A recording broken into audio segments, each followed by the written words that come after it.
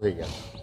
না, অমিত শাহর ক্ষমতা সেটা তো সাধারণ মানুষ দিয়েছে অমিত শাহকে। মমতা ব্যানার্জি বলার কে আছে? উনি খুব বেশি হলে দুটো একটা এমপি সিট কম বেশি করতে পারেন, তার বেশি কিছু না। ওনার ক্ষমতা আমরা জেনে গেছি। দুষ্কৃতকারীরা জেহাদিরা দাপিয়ে বেড়াচ্ছে, হাইওয়ে জাম করে, রেলওয়ে জাম করে, একটা লাঠি চালাতে পারেন না। তো উনি অমিত শাহর দিকে আঙুল তুলছেন, যে লোকটা কাশ্মীর থেকে কন্যাকুমারী আর গুজরাট থেকে গুয়াহাটি পর্যন্ত ঠান্ডা করে দিয়েছে। সেই জন্য নিজের দিকে তাকান। প্রাইম মিনিস্টার কী করছেন, হোম মিনিস্টার কী করছেন, তার জন্য সারা দেশের মানুষ দেখার জন্য আছে।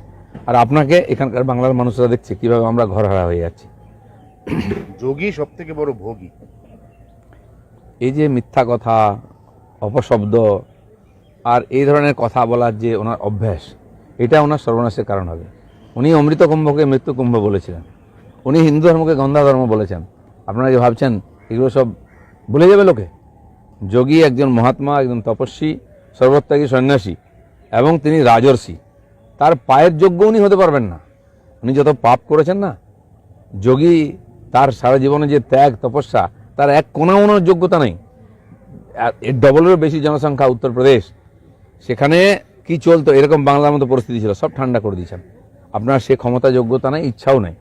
তো ভগবান আপনাকে সুমতি দিক, আপনার কথাবার্তা ঠিক হোক। সিট গঠন হয়েছে। মুর্শিদাবাদে পুলিশের ব্যর্থতা প্রকাশ করে অপরদিকে দেখাচ্ছে সমাজ মাধ্যমে অভিষেক বন্দ্যোপাধ্যায় ডায়মন্ড হারবারের পুলিশের ভূয়সী প্রশংসা করেছেন তাদের কাজে। উনি তো এই জন্য প্রশংসা করেন যে পুলিশ কিছু করে না। এখানে গুলি চালায়নি বলে প্রশংসা করেছিলেন আমাদের নবান্ন অভিযানে। আর ওখানে দুষ্কৃতকারীরা লুটপাট করেছে, খুন করেছে, আগুন লাগিয়েছে, পুলিশ কিছু করেনি, তার জন্য প্রশংসা করেছেন। আর ডায়মন্ড হারবার পুলিশ তো হচ্ছে সন্ত্রাসবাদীতে চেয়েও খারাপ। ওখানে বিজেপি করলে তাকে মেরে বাড়িঘর পুড়িয়ে শেষ করে দেওয়া হয়েছে। 4 বছর ধরে আমাদের ছেলেরা এখনো বাড়ি ঢুকতে পারছে না, দোকানপাট লুট করা হয়েছে, নাহলে তালা মেরে দিয়েছে, এখন খোলার ক্ষমতা নেই কারো। সেজন্য উনি যদি মনে করেন ওটাই পশ্চিমবাংলার নমুনা হবে, এটা আমরা মেনে নেব না সারা পশ্চিমবাংলায়। আর ডায়মন্ড হারবারটাকে সারা পশ্চিমবাংলায় ছড়িয়ে দিতে চাইছেন। আচ্ছা, এখানে একটা সিট গঠন হয়েছে, আপনি তো সিট নিয়ে আগেও বলেছেন।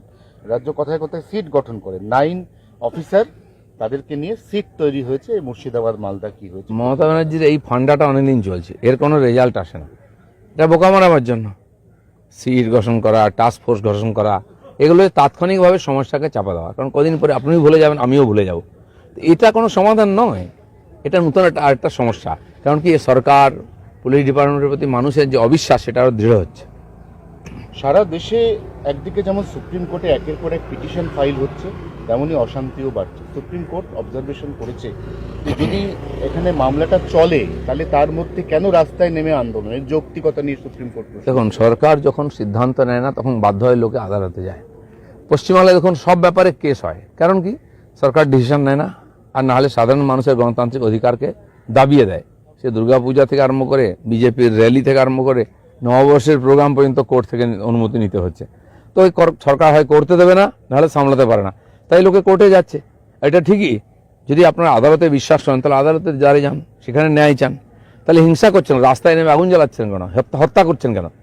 এরা কোনো কিছুই মানে না। আর মমতা ব্যানার্জিও প্রকাশ্যে বলেন কোর্টকে মানি না। যারা জিহাদিরা করছে তারা বলছে আমরা সংবিধান মানি না। তো এদের কাছ থেকে কী আশা করতে পারি? এরা বলছে কোর্ট মানি না, আবার বাঁচার জন্য কোর্টে যাচ্ছে। সেই নেতারাই কোর্টে গেছেন যারা সংবিধানকে অস্বীকার করেছেন, সংসদকে অস্বীকার